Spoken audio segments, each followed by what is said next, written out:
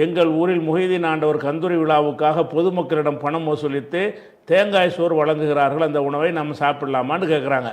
இப்போ தேங்காய் சோறுங்கிறது அது சோறு, தேங்காய் போட்ட ஒரு சோறு. அந்த சோறு ஹலாலா இல்லையா? ஹலாலு.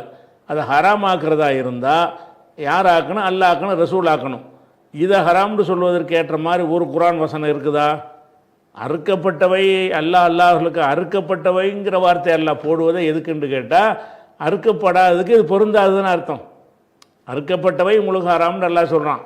பன்றியெல்லாம் ஹராம பட்டியல் போடும்போது அல்லாஹ்களுக்காக அறுக்கப்பட்டவைன்னு போட்டதுனால சோத்தில் அறுத்தல் வரல, அறுக்கப்படுதல் என்பது வர கிடையாது.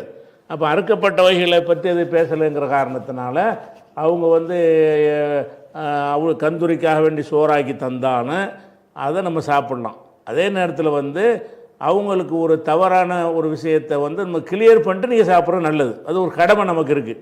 என்னன்னு கேட்டால், இந்தப்போ நீ தான் அது பரக்கத்து புனிதம்னு நினச்சிக்கிட்டு இருக்கிற, எங்களுக்கு அது சோறு அல்லாஹ் ஹலால் ஆக்கிறான், அதை தவிர அதுக்கு எந்த மரியாதையும் கிடையாது, இப்படி நம்புறது தப்பு அப்படின்னு சொல்லிவிட்டு நீங்கள் இந்த சோத்தை வாங்கி என்ன செய்யலாம்? விரும்பினா சாப்பிட்லாம், அல்லது உங்களுக்கு மனசு விருப்பம் இல்லாட்டி சாப்பிடாமல் இருக்கலாம். ஆனால் ஹராம்னு சொல்லக்கூடாது. பிறருக்கு ஹராம்னு சொல்வதாக இருந்தால் அதுக்கு ஒரு கேள்வி அல்லாட்ட வந்துடும். நான் ஹராமாக்காத ஒன்றை நீ எப்படி ஹராமாக்குன? அதுக்கு நம்ம பயப்படணும். அதுதான் அடிப்படையான விஷயம்.